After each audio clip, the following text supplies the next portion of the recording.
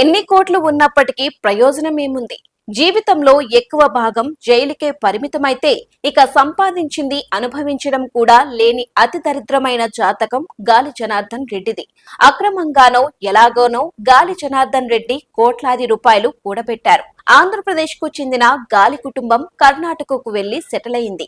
కర్ణాటకలో అనేక వ్యాపారాలు చేసి కోట్లాది రూపాయలను కూడబెట్టింది.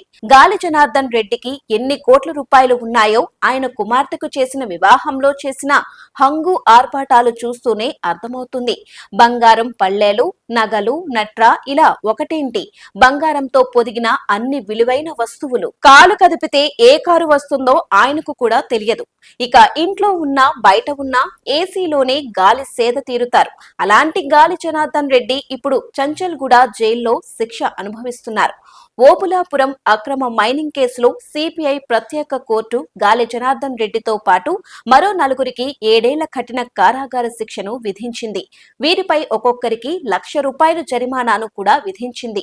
గతంలోనూ కొన్నేళ్ల పాటు గాలి జనార్దన్ రెడ్డి శిక్ష అనుభవిస్తూ జైలు జీవితం గడిపారు. అయితే ఆ శిక్షను మినహాయించాలని కోరినా న్యాయస్థానం ఒప్పుకోలేదు.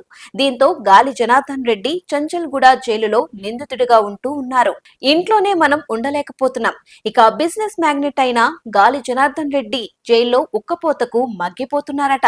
తనకు జైల్లో అదనపు సౌకర్యాలు కల్పించాలంటూ గాలి జనార్దన్ రెడ్డి పిటిషన్ వేశారు. అయితే గాలి పిటిషన్ ప్రస్తుతం రిజిస్ట్రీ పరిశీలనలో ఉంది. ఈ కేసులో విచారించి ఏ నిర్ణయం తీసుకుంటో తెలియదు గాని గాలి జనార్దన్ రెడ్డి జైలు జీవితం గడపలేకపోతున్నారని అర్థమవుతుంది. తనకు ఇంటి నుంచి భోజనంతో పాటు నిద్రించడానికి బెడ్, ఫ్యాన్ తో పాటు మరికొన్ని సౌకర్యాలు కోరుతున్నారు. పాపం చేసిన గాలికి ఈ శిక్ష సరిపోతుందన్న కామెంట్స్ వినపడుతున్నాయి. అక్రమాలకు అనుభవించాల్సిందేనంటూ కామెంట్స్ వినపడుతున్నాయి. రాజకీయాల్లో పోటీ చేసే అవకాశం కూడా లేనట్లే.